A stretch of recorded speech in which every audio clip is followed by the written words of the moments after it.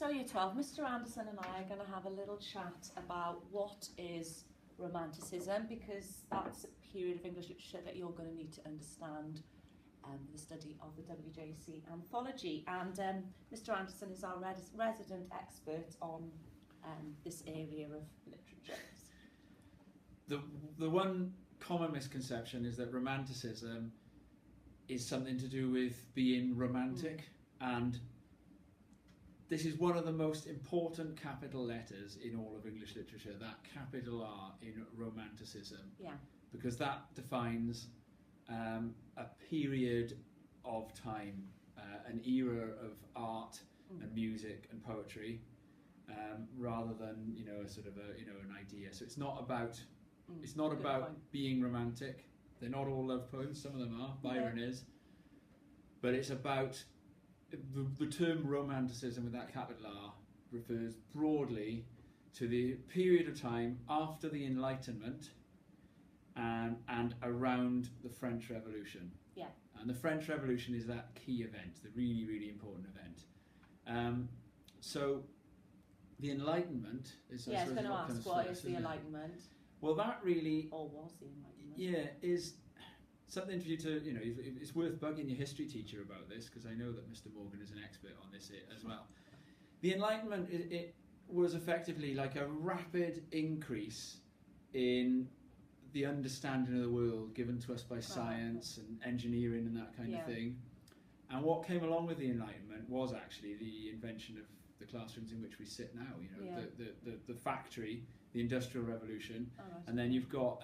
which would be useful for the poem The Schoolboy that's now in the anthology. Absolutely, by William Blake, yeah. And the fact that school classrooms are indeed built effectively as like a department of the factory, you've got that was the department of skills. You upskill the workers and you do it in rows and you hit them with date of manufacture, Okay.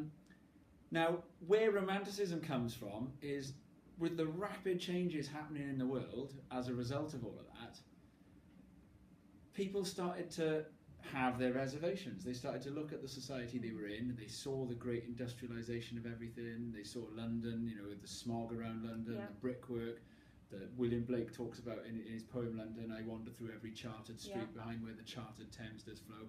There's a lovely remake of that poem actually by the Verve, which is worth listening to. A song called History. That's not in the anthology. It's not, history is not in the anthology. And the poets and the philosophers around the 1780s were starting to think, hang on, this is not all good. Yeah, okay. And Jean-Jacques Rousseau, French philosopher, said that man is born free and yet in chains. And William Blake talks about this idea of something called the mind-forged manacles. We've got these chains in our mind. And that the rules of the world and industrialisation and classrooms and laws and governance have taken away the imagination, and that there's something divine and pure about the imagination, and the imagination is the key to freedom. The imagination is also the key to this infinite understanding of the world. And William Blake, very famous quote from The Marriage of Heaven and Hell, if the doors of perception are cleansed, everything will appear as it is, infinite. Okay. The doors of perception are the senses in Blake's mind. The senses, the eyes, the ears, are in fact unclean, impure, because of all the categorization of the world. We're told what things mean. We're told how to interpret symbols. We're told the rose means love. We're told the lily means death. We're told the lamb means purity. We're told the tiger means violence. And if you look in The Schoolboy, that Blake deliberately, at the beginning of that poem, kind of mocks some of those pastoral images. The distant huntsman winds his horn, the lark sings with me, what sweet company. And so the doors of perception, the senses have been dirtied by this categorization and language and learning, and the scientific philosophers as have gone beforehand, like Newton and things like that, but that if the doors of perception are cleansed, if you can wipe away all that experience, there's this infinite understanding and infinite beauty and meaning out there in the universe that can be be still. And it was through nature and through the imagination that they would find it. Okay. And that's why, what poems have you got in the anthology for the Romantics? We've got Wordsworth. Wordsworth is Westminster Bridge. Right, and what's really interesting about Westminster Bridge is that Wordsworth, who was really a nature poet, has this rare moment where he sees beauty in industrialisation, because he looks at London, you know, and he sees a thing of great beauty. Yeah. But it's man-made, so that's what makes Composed on Westminster Bridge so unusual. Yes, it is. It is. Blake's Schoolboy, obvious links to what we're talking about. Kubla Khan is still in there. Kubla Khan is all about repressed imagination. Yes. The Garden is nature repressed by all this categorisation. You know, it's got a girdle put around it, and then this imagination forces out in this phallic symbol. So what are they saying we can do about it then? So. Well, what's the message of their poetry, or is there no message? Well, the first part of the Romantic era, the message was kind of, we need a revolution. Now the problem was... Not a literal one. Well, yeah, a revolution of the mind, an emancipation of the imagination. The problem is, the revolution comes along in 1789, and it's horrible and brutal and violent. Yes, it is, yeah. And the Romantics realised how naive they were. Because they've thought that humans are innately good, and that it's all these rules in the world are repressing our good and natural urges. And then when these natural urges are let to run wild in the revolution, and they see people killing each other and all the terror, as it was known, Blake says, "Did he who made the lamb make thee?" In the Tiger, Blake says, "When thy heart began to beat, what dread hand and what dread feet?" And he's referring to the revolution there. So the second part of the Romantic era, anything after 1790, is this kind of like self-reflective like period of sort of, you know, where they're questioning whether, you know, why were we so naive to think that we should be all free, because when we were all free and those nights in France, look how horrible it all was. Well, a lot of Blake's songs of experience deal with that, and the really famous one is Coleridge's Rhyme of the Ancient Mariner.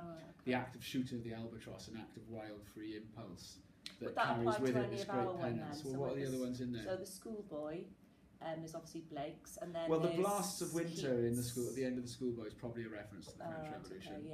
The Keats, and we've got Ozymandias again. Now then, Ozymandias. I suppose that's kind of.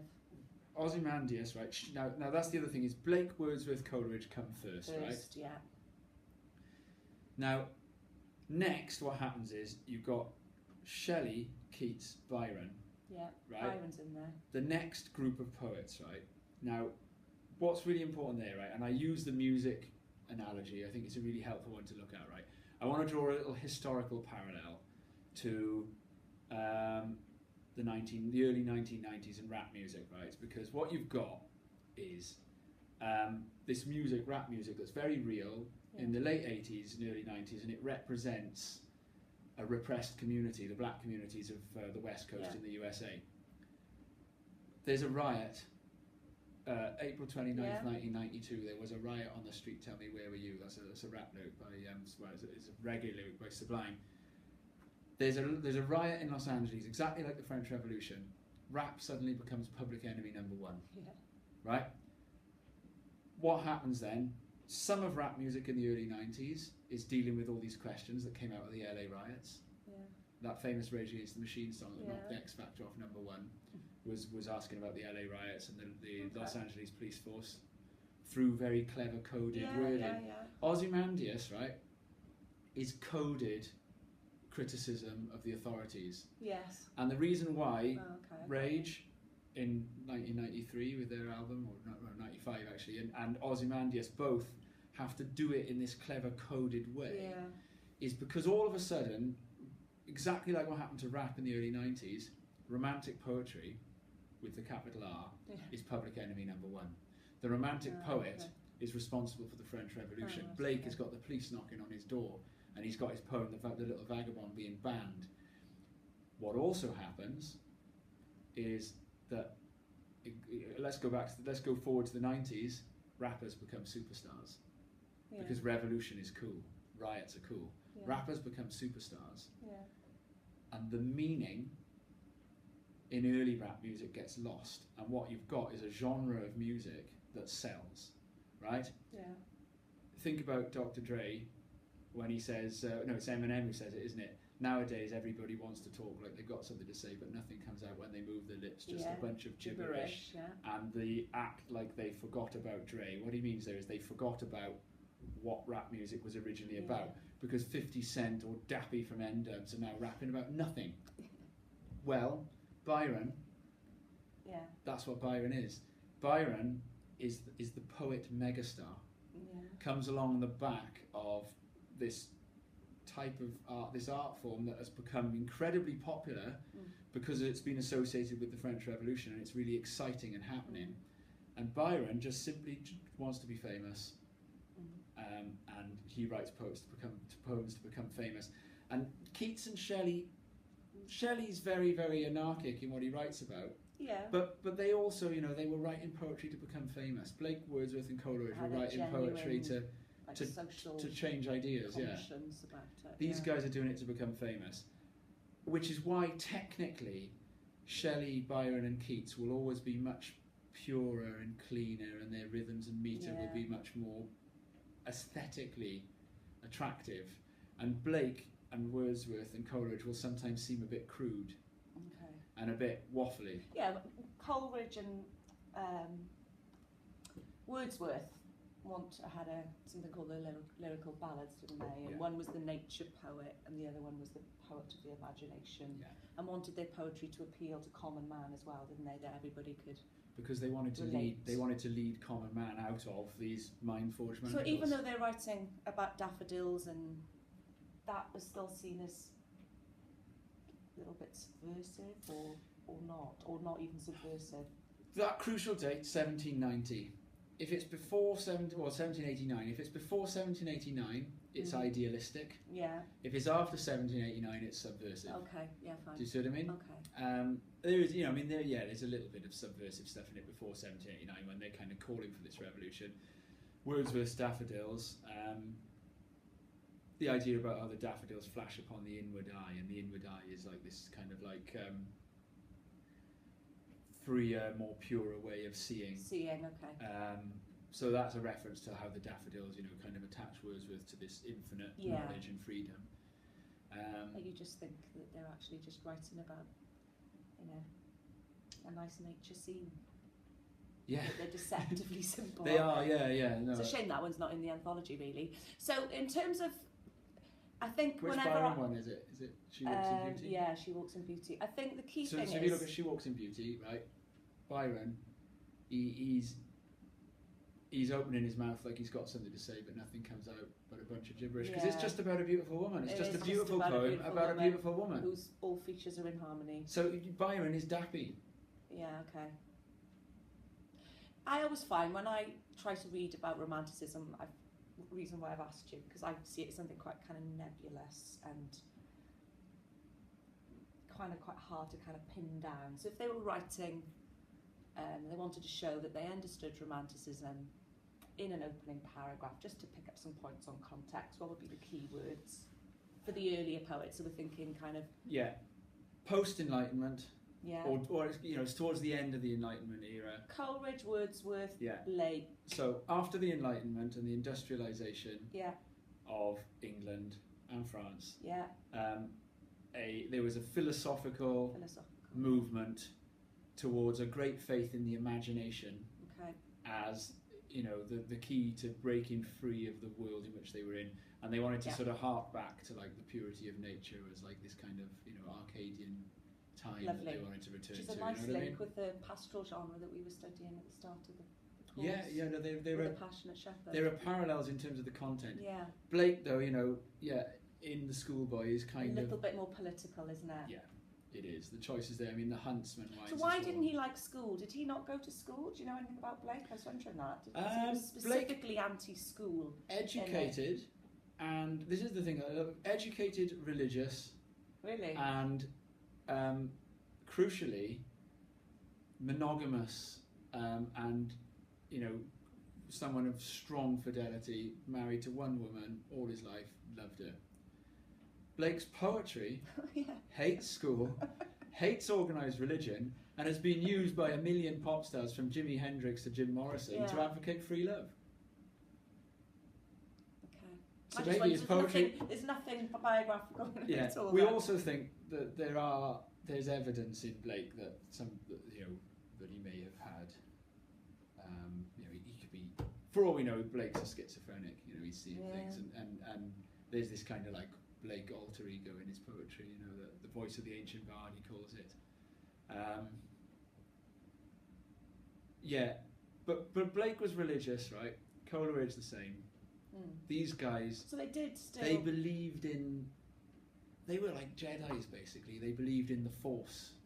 Look at what does Obi-Wan Kenobi say about the Force? The Force is in all living things. It's in you and it's in me. It's not like necessarily. It's the goodness and imagination of the world. But they hated the idea of the man in the sky and the idea that the priests and the church and the schools could tell us how to see the world. But they believed in a god. Yeah, they did. Yeah. But not in the kind of man-made way it's kind of become. Yeah. Okay, I got you. Yeah, that's really helpful. Early feminists as well, because they're quite critical of the maleness of God. Yeah. And Blake has a fictional character called the selfish father of men, who's like, and Earth is his daughter, and he, is jealous when Earth, gets a boyfriend. Yeah. And then Coleridge, you look at Kubla Khan as well, the sort of,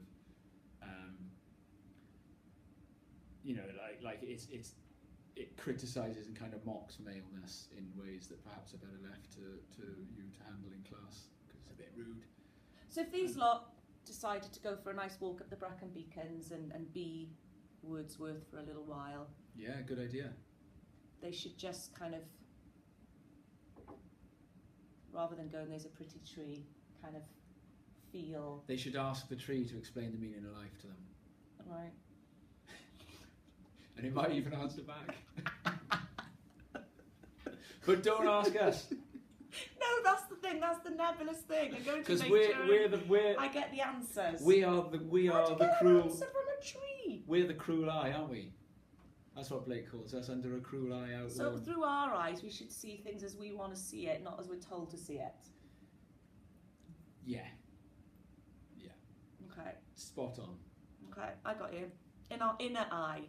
Yes, the inner eye, the free eye. The free eye. The imagination eye. That you are born innocent with that eye. That our perception. Before experience. But as poets, didn't they feel that they kind of needed to interpret the world as it really is, not as we're told to see it, as well? Like we've got the secondary imagination. Yeah, they kind of saw it as their job then, and especially after the revolution, when they realised how naive the original way of seeing it was. To question it then, rather than sort of try to, they even sort of start trying to challenge their own ideas within their own. So their poems were written after the revolution. Some are before and some are after. Alright, so we need to find out which. The Schoolboy is like right on the edge. Yeah, okay, we'll find out the dates of that. I mean, the Schoolboy, you can call it a post-revolution poem because the songs of innocence and experience, the anthology to which it belongs, are written some before and some after, but it's edited and published after the revolution. Yeah, that doesn't matter. We've got enough to go on there. Thank you, sir. Thanks for giving up your time. Hope you enjoy this little video clip. Best subject in the world, isn't it? The Romantics. Brilliant. I feel a little bit clearer about it myself now.